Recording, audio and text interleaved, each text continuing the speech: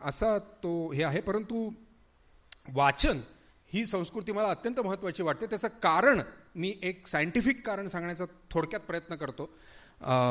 तो एक समजून घेण्याचा जरा आपण प्रयत्न करूया. मला असं वाटतं की नाटक, सिनेमा ह्याच्यापेक्षा वाचन का वेगळं आहे आणि का महत्त्वाचं आहे. वाचन म्हणजे काय, शेवटी पुस्तक किंवा अक्षरं म्हणजे काय, तर ही अक्षरं म्हणजे सिम्बल्स आहेत, काही खुणा आहेत. आणि त्या खुणा आपल्याला शिकवलेल्या आहेत की असं लिहिलं म्हणजे हे म, असं लिहिलं म्हणजे हे द, असं लिहिलं म्हणजे हे य, त्याला अशी रेष दिली म्हणजे हा या. हे आम्हाला शिकवलं गेलेलं आहे. हे सिम्बल्स आहेत. हे ज्याला शिकवले गेले नाही आहेत त्याला कळणार आहे का पटकन? नाही. पटकन म्हणजे त्याला कळणारच नाही आहे. तुमच्या माझ्यासमोर आता काहीतरी इथे तमिळमध्ये लिहिलं तर आपल्याला कळणार आहे का? अरेबिकमध्ये लिहिलं तर आपल्याला कळणार आहे का? ज्याला शिकलंय त्यालाच कळणार आहे. म्हणजे काय आहेत? हे सिम्बल्स आहेत. आता आपण वाचतो तेव्हा काय प्रक्रिया होते, तर हे जे सिम्बल्स आहेत त्या खुणांवरनं मी माझ्या डोक्यामध्ये एक चित्र तयार करतो, माझं. लक्षात घ्या, मी जेव्हा सिनेमा बघतो त्यावेळेला ते पूर्ण चित्र करण्याचं स्वातंत्र्य मला नसतं माझ्या डोळ्यासमोर, कारण ते ऑलरेडी मला दाखवलेलं असतं. जर एखाद्या शहराचं वर्णन असेल, जर एखाद्या घराचं वर्णन असेल, तर एकच कादंबरी तुम्ही आणि मी वाचत असू किंवा एकच कथा तुम्ही आणि मी वाचत असू आणि त्याच्यात जर एका घराचं वर्णन असेल तर माझं घर हे तुमच्या घरापेक्षा वेगळं असणार आहे प्रत्येकाच्या. ही वाचनाची स्ट्रेंथ आहे. हे माझ्या डोक्याला चालना देऊन मला एक विश्व निर्माण करायला मदत करतात. टेलिव्हिजन, सिनेमा ही गोष्ट ह्या पद्धतीने ते करत नाही, त्यांचा वेगळा हे आहे, त्याच्यात आपण आत्ता नको शिरूया. परंतु वाचनाचं हे महत्त्व हे अत्यंत मला असं वाटतं की गरजेचं आहे. हे ट्रेनिंग तुमच्या मेंदूला देणं फार गरजेचं आहे. त्याचं कारण असं की ऑडिओ व्हिज्युअल हे जे माध्यम आहे, आपले फोन्स, सेलफोन्स, टेलिव्हिजन, सिनेमा, ही सगळी माध्यमं ही ऑडिओ व्हिज्युअल म्हणजे दिसणारी, ऐकू येणारी अशी जी माध्यमं आहेत, ती माध्यमं जास्तीत जास्त माहिती तुम्हाला देतात. एक फार उत्तम सर्व्हे झालेला होता टेलिव्हिजन बघणाऱ्या लोकांचा. तर त्या सर्व्हेचं असं कन्क्लुजन काढलेलं होतं की आपण झोपलेले असताना आपला मेंदू जितका काम करत असतो, आपण झोपलेले असताना जितका आपला मेंदू काम करत असतो तेवढाही काम करत नाही टेलिव्हिजन बघत असताना मेंदू आपला. असं संशोधन शास्त्रज्ञांनी केलेलं आहे. इतके आपण डेड होऊन एखादी गोष्ट बघत असतो. पुस्तक तुम्हाला असं डेड नाही होऊ देत. दुसरी गोष्ट, तुमच्या वेगाने तुम्ही पुस्तक वाचू शकता. प्रत्येकाचा वेग सारखा नसतो. मला जे वाटतं, मला जर जड वाटलं मी थोडासा स्पीड कमी करतो, मी परत मागे येतो, मी परत वाचतो. माझ्या वेगाने मी ते समजून घेतो. माझं चित्र तयार करत मी समजून घेतो. मला कंटाळाला मी बाजूला ठेवतो, मी परत वाचतो. माझं एक काम करतो, मी परत वाचतो. हे स्वातंत्र्य तुम्हाला सिनेमा आणि टेलिव्हिजनमध्ये नाही आहे. तो वेग दिग्दर्शक ठरवतो, काय वेगाने तुम्हाला ती गोष्ट समजून घ्यायची आहे. त्यामुळे मला असं वाटतं की वाचन ह्या गोष्टीचं महत्त्व हे खूप आहे. आणि तुमच्यापैकी कुणीही, फारच कमी जण असतील जे वाचत नसतील, नाही का? हां,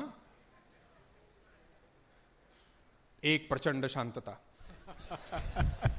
शांतताच उत्तर देते. पण जरूर हा वाचायचा प्रयत्न नक्की करा. उद्यापासूनच्या वर्तमानपत्रापासून सुरू करा, पहिल्या पानापासून, शेवटचं पान नव्हे. यानंतर अर्थातच अतुलचे 2 महत्त्वाचे चित्रपट आहेत. नटरंग, पण नटरंगाच्या आधी वळूमधलं एक आपण दृश्य पाहू आणि वळूविषयी बोलून मग नटरंगाबद्दल आपण ऐकूया. आधी वळू.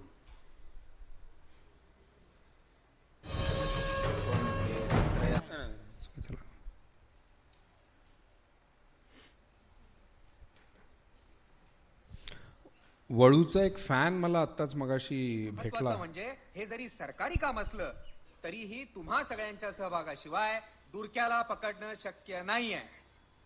जीवनच्या सांगण्यानुसार तुम्ही जी काही 8-10 मंडळी आहात तेवढेच फक्त बळू पकडतील, बाकी कुणीही नाही. आणि या कामामध्ये जराही गोंधळ गडबड अपेक्षित नाहीये. हे पहा, जरा जरी गोंधळ झाला तरीही जनावर बिथरू शकतं आणि कुणाच्याही जीवावर बिथरू शकतं. And my foremost concern is safety of the people. Yes yes. Second opinion हा बंद कर. वळूचा आत्ता तुला फॅन भेटला होता, वय वर्ष 5. हो हो, वय वर्ष 5. आणि त्याला विचारलं की किती वेळेला तू वळू पाहिला असतं, तुम्हाला 50 वेळेला पाहिलं आहे त्यांनी. आणि त्याचे आई वडील सांगा, हा इथे बसलाय समोर. आशय ना, नाही बरोबर, आशय नाव त्याचं. तर मला तो सगळं सांगत होता आणि त्याचे आई वडील मला सांगत होते की तुम्ही पहाटे 6ला उठून असे उभे राहायचा, त्यामुळे तोही पहाटे 6ला उठायचा लहान असताना. अशी 3-4 वर्षापूर्वीची गोष्ट असेल ती कमीत कमी. आणि तुम्ही ज्या पद्धतीने, मला एकदम दडपण आलं की आपण कधी कुठला सिनेमा कधी करून ठेवलाय, त्याचा एका कुठल्या तरी लातूरमधल्या मुलावर एवढा परिणाम होत असेल म्हणजे काय, किती मोठी जबाबदारी असते हे. कारण गंभीर प्रकरण आहे हे. त्यामुळे अर्थात तो लहान आहे म्हणून असेल, नंतर कदाचित त्याच्या ते लक्षातही राहणार नाही, पण काही काळ का होईना तो एक परिणाम होत होता. एनिवे, वळू हा तसं बघितलं तर एक लाईट हार्टेड सिनेमा माझा पहिला मराठीतला होता. कारण त्याच्या आधी वास्तुपुरुष, देवराई, 10वी फ वगैरे अत्यंत सिरियस सगळे सिनेमे होते माझे. परंतु वळू ही एक वेगळीच गंमत मला आली. आणि अर्थातच आमचा डुरक्या जो होता, त्याच्यामधला जो बैल होता, तोही अत्यंत गमतीशीर होता. त्याला जेव्हा पळायचं असायचं तेव्हा तो बसायचा, जेव्हा बसायचं असायचं तेव्हा तो पळायचा. आणि अशा आमच्या मित्राबरोबर शूटिंग करायचं म्हणजे अत्यंत कठीण असं काम होतं. परंतु खूप मजा आली वळू करताना. अर्थात आता सर्वांना नटरंगबद्दल ऐकायला आवडेल. नटरंगबद्दल तू जे काही सांगशील ते ऐकायचं आहे. नटरंग सिनेमा बहुतेकांनी पाहिला असेल मला वाटतं. अगदी कुणी पाहिला नाही आहे? एकाने पाहिला नाही आहे? आजूबाजूचे जे आहेत त्याला जरा धरून मारता का थोडं?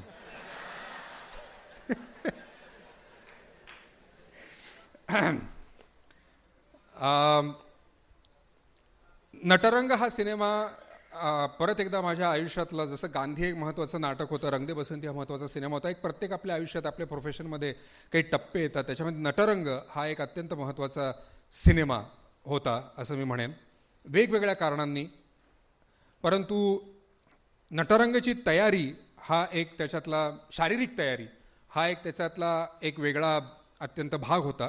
त्याचं कारण असं की परत एक अनकम्फर्टेबल झोनमध्ये मला त्या भूमिकेने टाकलं. आणि मगाशी जेव्हा तू विचारलंस की कुठली भूमिका करायला आवडते, जी भूमिका ऐकल्यानंतर मला घाबरवते ती मला करायला नक्की आवडते.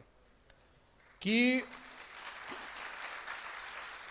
मला माहीत नसतं की मी हे कसं करणार आहे, ही माझा क्रायटेरिया फार उच्च दर्जाचा क्रायटेरिया असतो की आईला हे मला माहिती नाही मी कसं करणार आहे.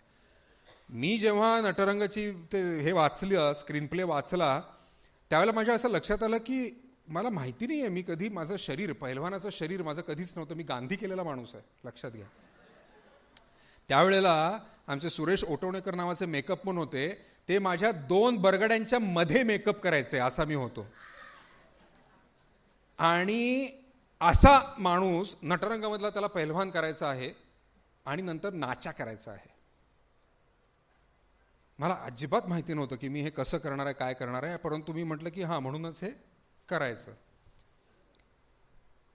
दुसरी गोष्ट मी केली, दुसऱ्या दिवशी ती माझे जे जिम इन्स्ट्रक्टर आहेत शैलेश परुळेकर, त्यांच्याकडे गेलो आणि शैलेश परुळेकरांना सांगितलं की अशी अशी स्क्रिप्ट आहे, असं असं करायचं आहे, हे आहे. त्यांनी सगळं वागितलं. ते म्हटले ओके, तुम्ही 6 महिने मागून घ्या तयारीसाठी दिग्दर्शकाकडे.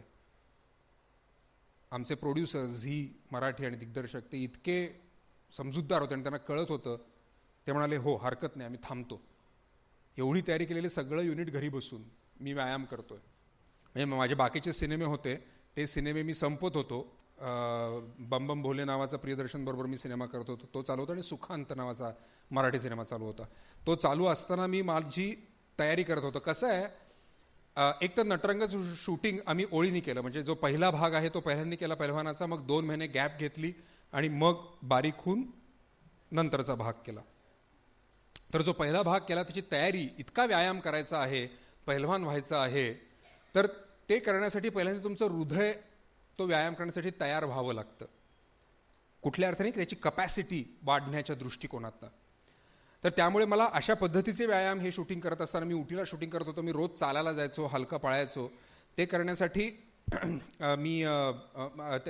मला व्यायाम माझ्या सरांनी दिलेले होते, परोळीकर सरांनी, ते मी करायचो. त्याच्यानंतर मी सगळी कामं थांबवली आणि मी फक्त व्यायाम, झोपणं आणि खाणं एवढ्या 3च गोष्टी करत होतो, जवळजवळ 2 ते 2.5 महिने उरलेले शेवटचे. आणि व्यायाम म्हणजे प्रचंड व्यायाम असायचा.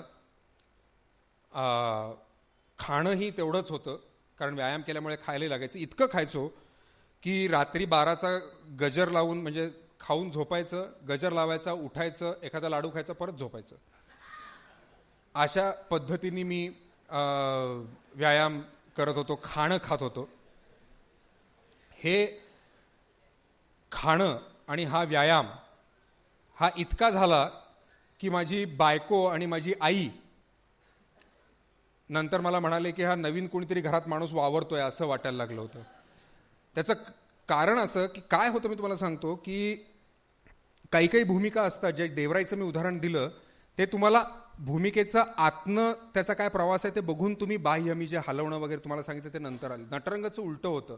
मला नटरंगाच्या व्यायामाने मला ते काय कॅरेक्टर आहे किंवा नाचाचं मी जसं शरीर होत गेलं तसं नाचा काय आहे मला म्हणजे बाहेरून आत माझा प्रवास त्या बाबतीत झाला. आणि माझी चाल आपोआप बदलली. व्यायाम साधी गोष्ट आहे, त्याला काही फार मोठं टेक्निक आहे अशातला भाग नाही आहे. तुम्ही नेहमी आपण म्हणतो ना, मेहमान काय पहिलवानासारखा माझाच चालतोयस, ते माझात वगैरे चालत नसतात. झालं काय, व्यायाम करून करून माझे दंड एवढे मोठे झाले आणि माझे हे पाठीचे स्नायू इतके मोठे झाले की ते एकमेकांना घासायला लागले. आता ते घासायला लागल्यानंतर नॅचरली मी असा चालणार ना, हे घासू नये म्हणून अशा पद्धतीने चालणार. माझ्या मांड्या एकमेकांना घासायला लागल्या, त्यामुळे हळूहळू माझं चालणं हे असंच व्हायला लागलं, कारण घासत होतं, असं चालूच शकत नव्हतं. असाच मला चाललं, कारण घासतच होतं. त्यामुळे मला आपोआपच माझी छाती उंच, मान वळत नव्हती, कारण मान एवढी झालेली होती. त्यामुळे हे सगळं जे शरीर माझं झालेलं होतं, त्या शरीरामुळे तो गुन्हा काय असेल हा एक वेळ, म्हणजे त्याचा आतला भाग आणि त्याच्यात होणारं त्याचा पेन, त्याला होणारं दुःख वगैरे हा सगळा भाग आहेच, त्याचा अभ्यास तर आहेच. परंतु हे झालं. त्याच्यानंतर मी पहिला भाग शूट केला. आम्ही 2 महिने गॅप घेतली. त्याच्यात मी 42 दिवसांमध्ये 17 किलो वजन कमी केलं. त्यावेळेला परत सगळा वेगळा व्यायाम होता, वेगळ्या पद्धतीचं सगळं होतं. दुसरं मी काहीही काम ह्या 6 ते 8 महिन्याच्या काळात दुसरं काही काम करत नव्हतो. हे जेव्हा मी बारीक होत होतो त्यावेळेला मला इतरही अर्थातच गोष्टी करायला लागत होत्या. त्या म्हणजे डान्स शिकणं, त्या पद्धतीने उभं राहणं, त्या पद्धतीचे जेस्चर्स, त्या पद्धतीचे पोश्चर्स,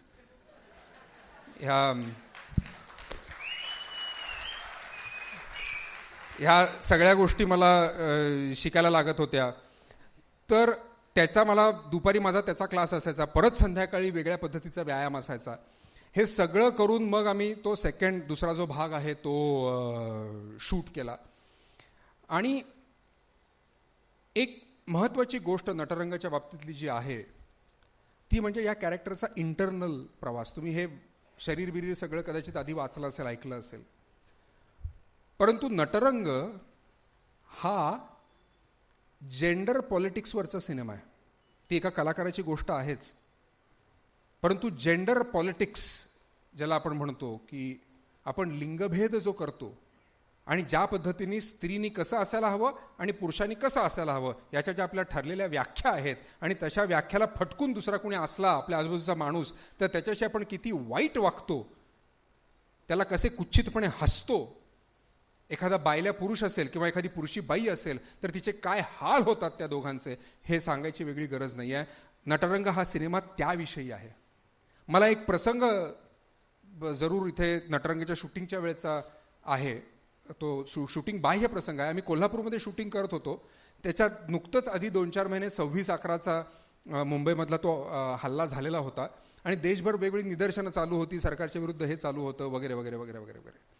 त्यावेळेला कोल्हापूरमध्ये एका राजकीय पक्षानं काही निदर्शनं केली आणि त्या निदर्शनामध्ये ते सरकारला असं ते सांगत होते की तुम्ही अत्यंत नाकर्ते आहात, तुम्ही काही नीट काम करत नाही आहात वगैरे वगैरे, असा त्यांचा सगळा निषेध होता. आणि त्याचा सिंबल म्हणून त्यांनी काय केलं, बांगड्याचा आहेर साडी चोळीचा आहेर सरकारला केला, असा त्यांचा कार्यक्रम होता. आता लक्षात घ्या हं. मी काय सांगतोय, तुम्ही नाकर्ते आहात, तुम्ही तुमचं काम करत नाही आहात, तुम्ही नामर्द आहात, तुम्ही बाई आहात, हे मी सांगण्याचा प्रयत्न करतोय, नाही का?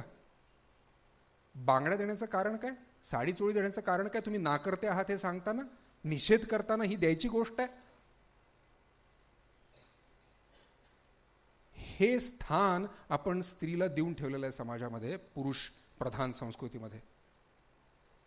जर जातीवर्ण हिणवणं हा गुन्हा असेल फौजदारी, तर स्त्रीला स्त्री म्हणून हिणवणं हा देखील फौजदारी गुन्हाच आहे.